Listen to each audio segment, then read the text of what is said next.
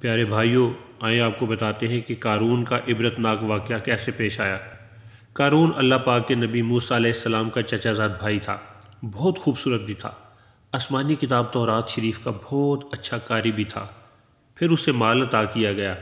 روایت میں آتا ہے کہ جب قارون سوار ہو کر نکلتا تو کئی خچروں پر اس کے خزانے کی صرف چابیاں لادی جاتی تھیں۔ اتنا مال ملنے کے بعد چاہیے تو یہ تھا کہ یہ اللہ کا شکر ادا کرتا، اللہ کے آگے سجدہ کرتا، مگر یہ بدبخت سرکشی کی راہ پہ نکل گیا اور منافق ہو گیا۔ علماء کرام فرماتے ہیں کہ قارون حضرت موسیٰ علیہ السلام سے حسد کیا کرتا تھا، چنانچہ اس بدبخت نے چند لوگوں کے ساتھ اپنی ایک الگ جماعت بنا لی۔ اس نے ایک عالی شان گھر بھی بنا لیا، اس پر سونے کا دروازہ لگایا، دیواروں پر بھی سونے کا کام کروایا۔ بنی اسرائیل کے لوگ صبح و شام آتے، اس کی تعریفیں کرتے، کھاتے پیتے، گپے لگاتے اور اس کو ہنسایا کرتے تھے۔ قارون کی ان سب خباثتوں کے باوجود حضرت موسیٰ علیہ السلام اس کے ساتھ حسن اخلاق سے پیش آتے، مگر یہ ہر وقت آپ کو تکلیف دیتا۔ اس کی سرکشی اور تکبر دن بدن بڑھتا چلا گیا۔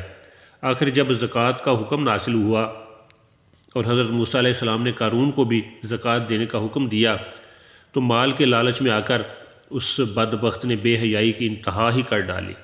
اس نے ایک عورت کو تیار کیا، اس کو رقم کا لالچ دیا اور اس کو اس بات پہ راضی کر لیا کہ وہ حضرت موسیٰ علیہ السلام پر بدکاری کا الزام لگائے۔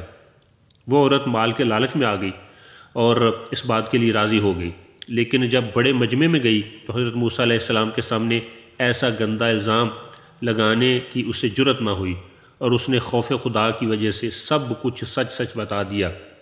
قارون کی اتنی گھٹیا شرارت دیکھ کر حضرت موسیٰ علیہ السلام کو بہت ہی دکھ ہوا۔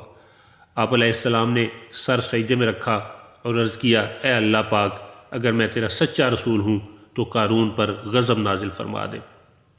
حضرت موسیٰ علیہ السلام کی یہ دعا قبول ہوئی اور حکم ہوا، اے موسیٰ علیہ السلام، زمین کو آپ کی بات ماننے کا حکم دے دیا گیا ہے، آپ اسے جو چاہیں وہ ویسا ہی کرے گی۔ چنانچہ حضرت موسیٰ علیہ السلام نے زمین کو حکم دیا تو زمین نے قارون، اس کے ساتھیوں اور سارے خزانے کو اپنے اندر دھسا لیا۔ یہ ہے انجام مال کی محبت کا اور تکبر کا۔ اللہ تعالی ہمیں تکبر سے بچائے، دنیا کی محبت اور مال کی محبت سے بچائے، آمین یا رب العالمین۔